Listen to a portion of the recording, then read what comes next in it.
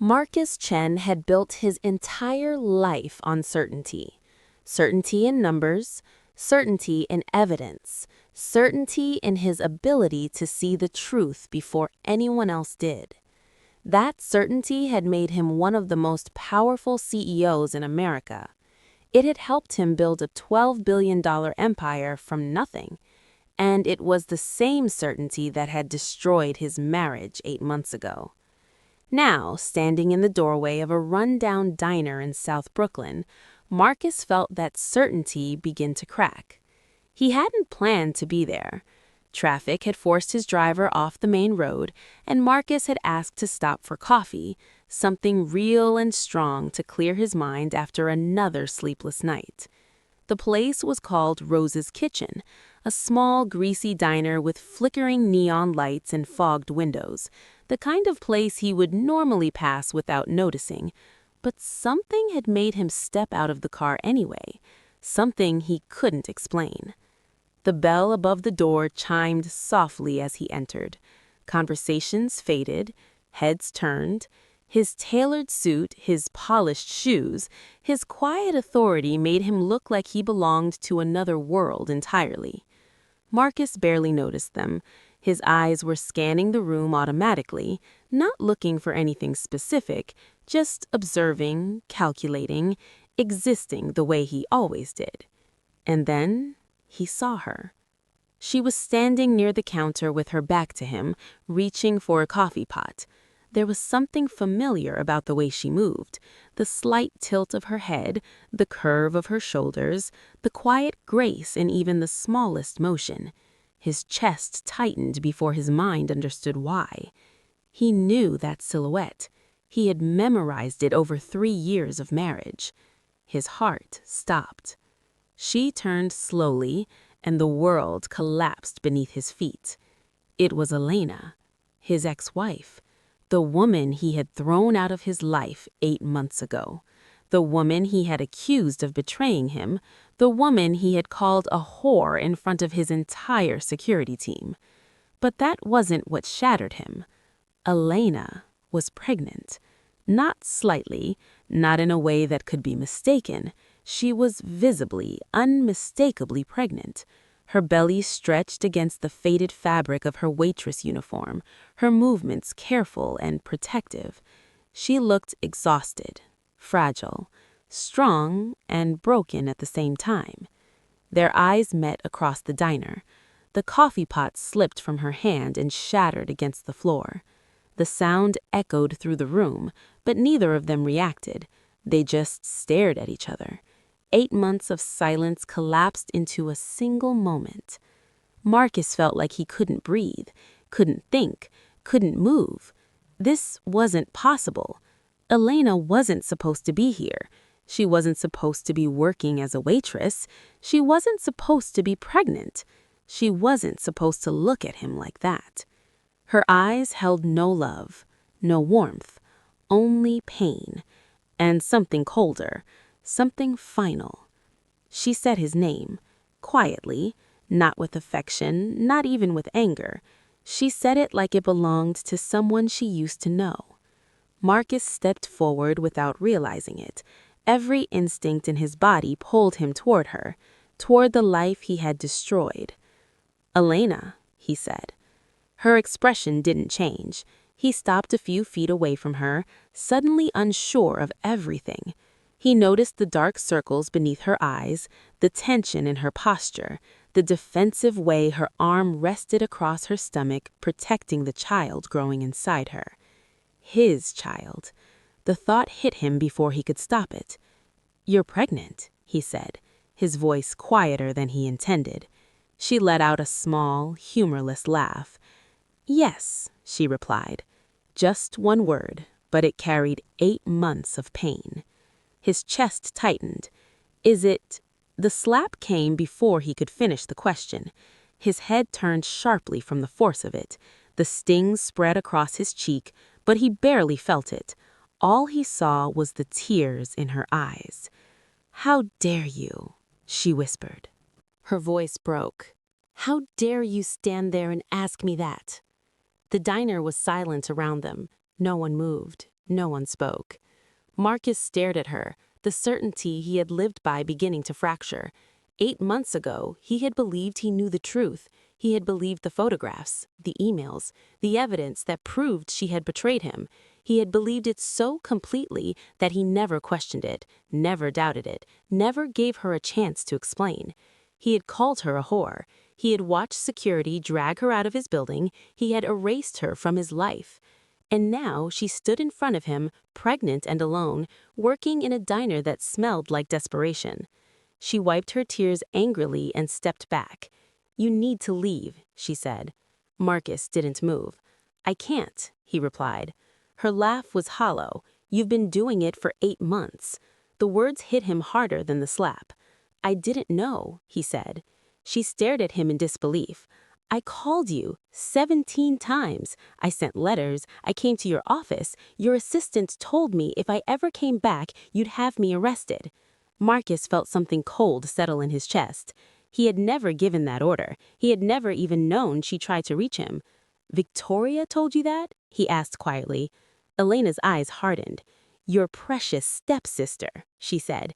"She made it very clear you never wanted to hear from me again." Marcus's mind raced. Victoria had handled everything during the divorce. She had filtered his calls, managed his schedule, controlled access to him completely, protected him, or isolated him.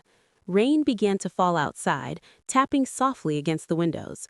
Elena turned and walked toward the back exit, and Marcus followed without thinking. He stepped outside into the cold air, the rain soaking through his clothes instantly. "Elena, wait," he said. She stopped but didn't turn around. "The photos, the emails, they were real?" She turned slowly. Her face was pale, her eyes filled with something deeper than anger. "No, they weren't." Her voice didn't shake. "They were staged. I met that man once. Someone took photos from angles designed to lie. I never cheated on you. I never betrayed you." Marcus felt the ground beneath him shift. He had built his life on evidence, on truth, on certainty. And for the first time in his life, Marcus Chen realized he might have destroyed everything based on a lie. The rain fell harder, soaking through Marcus's suit, but he didn't move. He stood there, staring at Elena, as the words echoed in his mind. They were staged. The certainty he had lived by for years began to fracture under the weight of something he could no longer ignore. Doubt. Real doubt. He searched her face for hesitation, for inconsistency, for any sign that she was lying. But Elena had never been a good liar. She wore truth too openly, too honestly. Even now, broken and exhausted, she stood in front of him with a quiet strength that made his chest ache. "I told you the truth," she said softly. "I told you 8 months ago. You just didn't want to hear it." Marcus opened his mouth, but no words came. Because she was right. He hadn't wanted to hear it. He had seen the photographs, seen the emails, and allowed the pain of betrayal to turn into certainty without ever questioning how easily that certainty had been handed to him. He had chosen evidence over the woman he loved, and now she was standing in front of him, pregnant with his child, living a life he didn't even know existed. "You need to go," she said again, wrapping her arms protectively around herself. "Elena, no," she interrupted. "You don't get to say my name like nothing happened. You don't get to walk back into my life because suddenly you're unsure." Her voice trembled, but she didn't look away. "I begged you to believe me. I begged you to trust me, and you didn't." Each word landed with quiet finality. Marcus felt something heavy settle inside him. Regret. He had faced losses before, business losses, financial risks, but nothing had ever felt like this. This wasn't something he could recover with strategy or negotiation. This was something he had broken himself. He watched as she turned and walked away from him, disappearing back into the diner. This time, he didn't follow, because for the first time in his life, Marcus Chen understood that he no longer had the right. That night, Marcus sat alone in his penthouse office, staring at the city skyline without seeing it. Elena's words replayed in his mind over and over again. They were staged. It didn't make sense. The evidence had been clear, undeniable. But now cracks had formed in the foundation of everything he believed. He picked up his phone and scrolled to a number he hadn't needed to question in years. Daniel, his head of security. Daniel answered immediately. Sir? Marcus hesitated for only a moment. I need you to investigate something. There was no hesitation in Daniel's response. Of course. Marcus's voice hardened. Everything connected to Elena. The photographs, the emails, the source. I want to know exactly where they came from. Daniel was quiet for a second. Understood. Marcus ended the call and leaned back in his chair. For the first time in 8 months, he allowed himself to consider the possibility that Elena had been telling the truth. And if she had, then he had done something unforgivable. 3 days later, Daniel returned with answers Marcus wasn't prepared to face. He entered the office silently and placed a folder on the desk. Marcus looked at it, his chest tightening. What is it? Marcus asked. Daniel didn't sit. Proof, he said simply. Marcus opened the folder slowly. Bank records, transaction logs, shell companies. His eyes scanned the pages until they stopped on a name that made his blood run cold. Victoria Chen, his stepsister. The transfer amount was $50,000. The recipient was James Blackwood, the man in the photographs. Marcus felt like the air had been knocked out of his lungs. This isn't possible, he said quietly. There's more, Daniel replied. He handed Marcus a flash drive. We found him. Marcus inserted the drive into his computer. The video began to play. James Blackwood appeared on the screen, his face pale, his expression nervous. He confessed everything. Victoria had hired him, paid him, ordered him to stage photographs with Elena. He admitted Elena had never reciprocated his advances. She had remained loyal, faithful, innocent. Marcus stared at the screen, unable to move, unable to breathe. 8 months ago, he had stood in his office and destroyed the woman who loved him most, not because she had betrayed him, but because someone he trusted had betrayed them both. He closed his eyes as the weight of his actions settled over him. Elena had begged him to listen, begged him to trust her, and he had refused. He had chosen certainty over love. What do you want to do? Daniel asked quietly. Marcus opened his eyes. The man who had walked into Rosa's kitchen days earlier was gone. In his place was someone who understood, finally, the cost of being wrong. I'm going to fix it, Marcus said. Not because he believed he could undo the damage, but because Elena deserved the truth, and Marcus Chen was finally ready to face it. Marcus Chen did not sleep that night. He sat in his office long after the city lights dimmed and the silence of early morning settled over everything. The video confession replayed in his mind again and again, each word cutting deeper than the last. Elena had been innocent. She had never betrayed him. She had never lied. The betrayal had come from somewhere else, somewhere closer, someone he trusted without question, someone who stood beside him while his marriage fell apart and pretended to help him survive it. Victoria. He leaned forward slowly, resting his elbows on his desk, his hands clasped tightly together. For 8 months, he had believed himself to be the victim. He had believed he was the one who had been wronged. But now the truth stood in front of him clear and undeniable. He wasn't the victim, Elena was, and he was the one who destroyed her.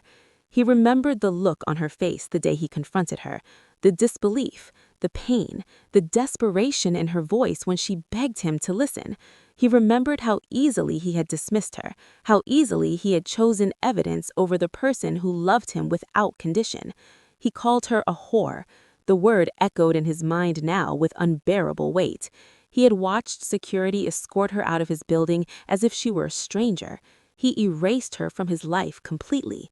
And all that time, she had been carrying his child. Marcus stood abruptly, unable to sit still any longer. Regret wasn't enough. Understanding wasn't enough. The truth wasn't enough unless he did something with it. He picked up his phone again and called Daniel. I want everything prepared, Marcus said. Daniel understood immediately. Yes, sir. Legal action, financial recovery, full exposure. She doesn't get to hide behind the Chen name anymore. Victoria had used his trust as a weapon. She had manipulated him, controlled him, isolated him. And now she would face the consequences of every lie she had built. But this wasn't about revenge. It was about Elena. It was about giving her back something he had taken: her truth, her dignity, her name.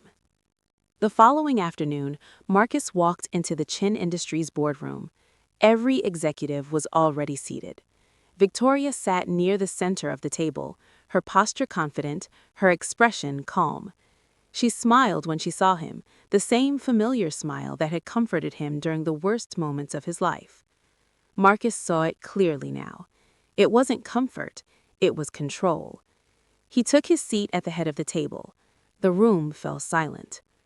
"As of this moment," Marcus said, his voice calm and steady, "Victoria Chen is no longer employed by Chen Industries." Confusion spread instantly across the room. Victoria's smile faltered. "I'm sorry?" she said. Marcus pressed a button on the remote in front of him. The screen behind him lit up. The video confession began to play. No one spoke as James Blackwood explained everything: the payments, the staged photographs, the lies. Victoria's composure collapsed. Her face turned pale. Her hands trembled slightly. Marcus stood. "You orchestrated a lie that destroyed an innocent woman's life," he said. Victoria shook her head weakly. "Marcus, Don't," he said quietly. "Don't lie again." The evidence was undeniable. Bank transfers, digital records, every piece of the truth laid out in front of her.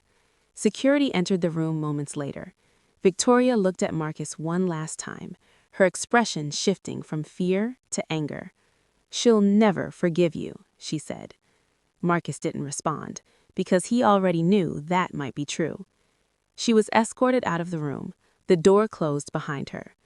The silence that followed felt heavier than anything Marcus had ever experienced. That evening, Marcus stood outside Rosa's kitchen again. The neon sign flickered above him. The same door, the same place where everything had changed. He didn't go inside. He didn't have the right. Instead, he left an envelope with Rosa.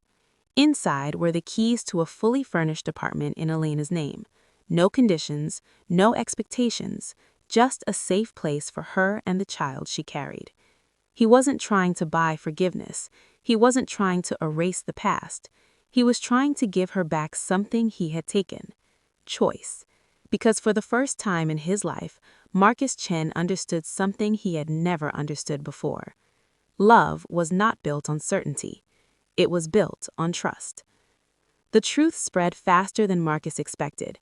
By morning, every major news outlet was reporting the scandal: Victoria Chen's arrest, the fabricated evidence, the staged betrayal, and Elena Rodriguez Chen, the innocent woman who had been publicly destroyed by lies.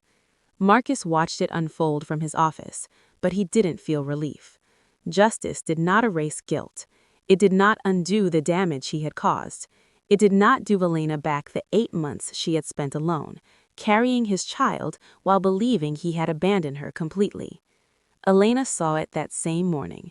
She was sitting alone in the small apartment she had been renting, her hands wrapped around a cup of coffee she hadn't touched. The television played quietly in the background, but her attention snapped into focus the moment she heard Marcus's name. She turned slowly toward the screen, her heart pounding. There he was, standing in front of Chen Industries headquarters, surrounded by reporters. He looked different, not weaker, not smaller, but human. He spoke calmly, clearly, without hiding behind corporate language or legal protection. He said the evidence against Elena had been fabricated. He said she had never betrayed him. He said he had made the worst mistake of his life by failing to trust the person who had never given him a reason to doubt her. He did not defend himself. He did not make excuses. He simply told the truth. Elena felt something shift inside her as she listened. Not forgiveness, not yet, but something else, something quieter, validation. For 8 months, she had lived under the weight of accusations she knew were false. For 8 months, she had carried both her child and her humiliation alone. And now, finally, the truth existed outside of her. It was no longer just her word against his certainty. Her phone buzzed beside her. She stared at it for a long time before picking it up. A single message. I told them the truth. I'm sorry. She read it again and again. Her fingers hovered over the screen, but she didn't reply. She didn't know what to say. Words had failed them before. Days passed. Marcus did not contact her again.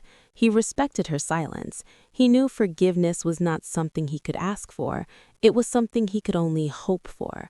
He focused on what he could do. He ensured Victoria faced full legal consequences. He transferred assets quietly into Elena's name.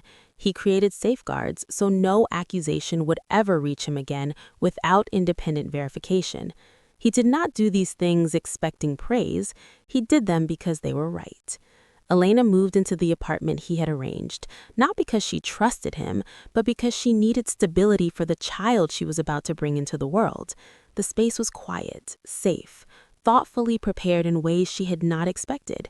He had remembered things she barely remembered telling him, the kind of details that revealed he had loved her more deeply than she realized, even if he had failed her when it mattered most. She texted Marcus, "I want to see you." He was at her door within the hour. They sat on opposite ends of the couch, the distance between them feeling much larger than a few feet of cushion. "You look good," Marcus said. "The apartment looks good on you." Don't. Don't what? Don't make small talk. Don't try to ease into this. Just say what you need to say. Marcus nodded slowly. Okay. What I need to say is that I'm sorry. Not because I got caught. Not because Victoria is going to prison, but because I hurt you in ways that might never heal. I called you a whore. I had security remove you from my building. I ignored your calls and returned your letters unopened. I treated you like a criminal when you were the only innocent person in the room. Why? That's what I can't understand. We were married for 3 years, Marcus. 3 years of coming home to me every night, of sharing a bed, of telling me you loved me. How could you believe I was capable of that kind of betrayal? Because I was terrified. Marcus's voice cracked. Because loving you felt too good to be true. Because some part of me was always waiting for the other shoe to drop, and when Victoria showed me that evidence, it confirmed every fear I'd ever had. I thought, of course she was using me. No one could actually love me like that. Elena stared at him. You thought I was too good to be true? I thought it was all too good to be true. The marriage, the happiness, the feeling like my life finally made sense. I grew up watching my father get betrayed by 2 wives before he died. I learned early that love was something people used as a weapon. So when I was handed proof that you were just like everyone else, I believed it, because the alternative, that someone could love me without conditions, was too terrifying to accept. Tears were streaming down Elena's face now. That's the saddest thing I've ever heard. It's not an excuse. Nothing excuses what I did. No, but it's an explanation. She wiped her eyes. I needed to understand, Marcus. I needed to know that it wasn't something I did wrong, that I wasn't somehow broken or unlovable or... You're not. You were never any of those things. The broken one was me. They sat in silence for a long moment. I don't know if I can forgive you, Elena finally said. I want to. Part of me wants to so badly, but every time I close my eyes, I hear you calling me a whore. I see Victoria's smile while security drags me out. I remember standing outside your building in the rain, trying to call you, trying to tell you about the baby, and having your doorman threaten to call the police. I know. I spent months thinking something was wrong with me, wondering if maybe I had done something to make you believe those lies, questioning my own sanity, my own memories. Do you know what that does to a person? No, but I want to understand, if you'll let me. Elena looked at him, really looked at him for the first time since he'd walked through the door. The man sitting across from her wasn't the confident CEO who'd married her 4 years ago. He wasn't the cold stranger who'd thrown her away. He was something else entirely, something broken and desperate and terrified, something human. The baby's due in 4 weeks, she said quietly. I have a doctor's appointment tomorrow at 2. Marcus's breath caught. Can I come? I'm not saying we're back together. I'm not saying I forgive you. I'm saying you can come to the appointment, that's all. That's more than I deserve. Yes, it is. He started to reach for her hand, then stopped himself. Thank you, Elena, for giving me even this much of a chance. Don't thank me yet. I might change my mind by tomorrow. I know. A ghost of a smile crossed his face. I'll take whatever I can get. The appointment was surreal. Marcus sat in the tiny examination room watching a doctor press an ultrasound wand against Elena's belly. The sound that filled the room, that rapid, rhythmic whooshing, was his child's heartbeat. She's looking good, the doctor said. Strong heartbeat, good position. You should have a smooth delivery. She? Marcus leaned forward. It's a girl? You didn't tell him? The doctor asked Elena. There's a lot I didn't tell him. The doctor, sensing the tension, quietly slipped out of the room. Marcus stared at the screen, at the outline of a tiny face, a hand, the curve of a spine. His daughter. His and Elena's daughter. Have you thought about names? He asked. A few, but nothing feels right yet. Can I make a suggestion? Not now. Eventually, when you're ready. Elena looked at him. Maybe. We'll see. It was the smallest of openings, a crack in the wall she'd built around herself, but Marcus saw it, and he held onto it like a lifeline. Over the next 3 weeks, he didn't push. He showed up when she asked. He left when she needed space. He brought takeout from her favorite restaurants and rubbed her feet when they swelled, and didn't say a word when she cried for no reason. He was present. He was patient. He was everything he hadn't been 8 months ago. And slowly, painfully, the wall began to crumble. One night, a week before her due date, Elena woke at 3 a.m. to find herself unable to sleep. She wandered into the nursery and sat in the rocking chair, watching the city lights through the window.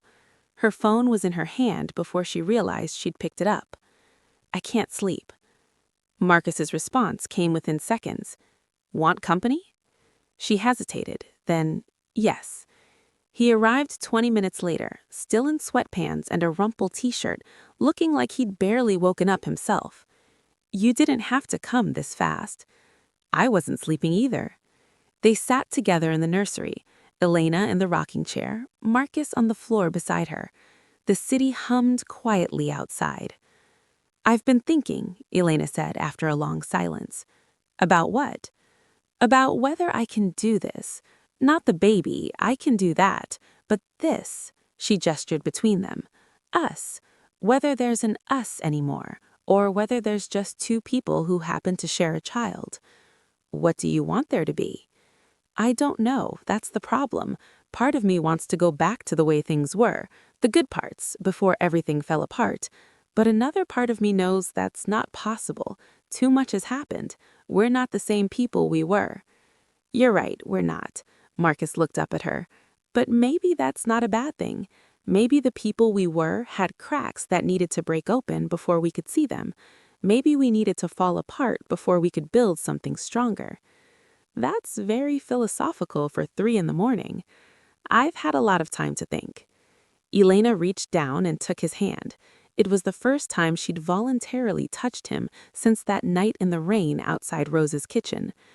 I'm scared, Elena admitted. Of what? Of trusting you again, of believing that you've changed, and then having someone else come along with evidence against me. I don't think I could survive that a second time. Marcus squeezed her hand. Can I tell you something? Okay. I've spent the last 2 months setting up a system.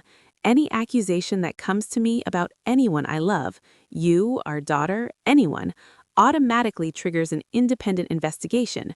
My people have instructions to verify every piece of evidence before it ever reaches me. I will never again make a decision based on unvetted information from a single source. Elena stared at him. You did that? I also hired a therapist. I've been seeing her twice a week, working on the trust issues that made me so willing to believe the worst about you. She says I have a lot of work to do, and she's right, but I'm doing it. I'm putting in the work because I know that apologizing isn't enough. I need to actually change. That's actually pretty impressive. It's the bare minimum. You deserved someone who trusted you from the start. I can't change the past, but I can make sure the future is different." Elena was quiet for a long time.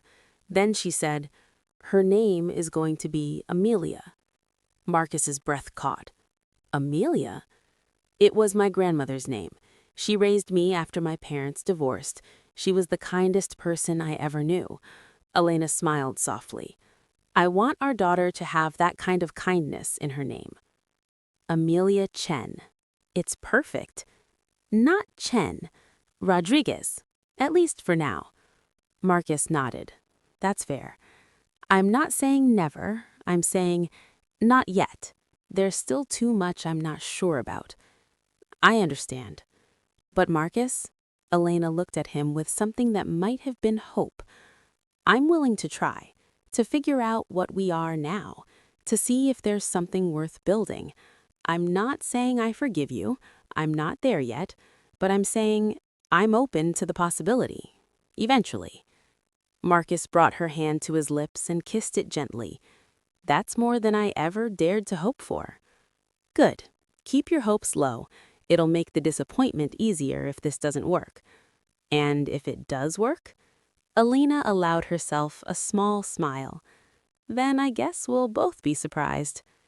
1 week later, at 4:23 a.m. on a Wednesday morning, Amelia Rodriguez was born. She weighed 7 pounds, 4 ounces. She had her mother's dark hair and her father's stubborn chin. She screamed for 15 minutes straight when she entered the world, and Elena had never heard a more beautiful sound. Marcus was there. He'd been there through the entire labor, holding Elena's hand when she needed it, stepping back when she needed space. He cried when the nurse placed Amelia in Elena's arms, and he didn't even try to hide it. "She's perfect," he whispered. "She is. You're perfect. Don't push it." But Elena was smiling, and when Marcus leaned down to kiss her forehead, she didn't pull away. It wasn't a fairy tale. It wasn't a grand reconciliation or a promise of forever. It was just two people, exhausted and overwhelmed, looking at the tiny human they'd created together and knowing that whatever happened between them, they would always share this moment, this miracle, this impossible, beautiful beginning. The road ahead would be long. There would be setbacks, nights when Elena couldn't look at Marcus without remembering the things he'd said, days when the weight of what he'd done felt too heavy to carry, moments when she would wonder if she was making a terrible mistake by letting him back in. But there would also be progress. The first time she laughed at one of his jokes without thinking, the first time she fell asleep with her head on his shoulder, the first time she looked at him and saw not the man who destroyed her, but the man who was fighting every day to rebuild what he'd broken. 6 months later, on a quiet evening in their Park Slope apartment, Marcus got down on one knee. He wasn't confident this time. He wasn't sure. He was terrified, and it showed in every line of his face. "I know I don't deserve this," he said, holding a ring that was simpler and smaller than the one he'd proposed with years ago. "I know you might say no, but I need to ask anyway because you deserve to know that this is what I want, you and Amelia and whatever life we can build together, not because I think I've earned it, but because I want to spend the rest of my life trying to." Elena looked at the ring, then at Amelia, who was playing on the floor, oblivious to the magnitude of the moment, then at Marcus, who was watching her with an expression of raw, unguarded hope. "You know I'm going to make you work for it," she said. "I know. And I'm never going to let you forget what happened. I know.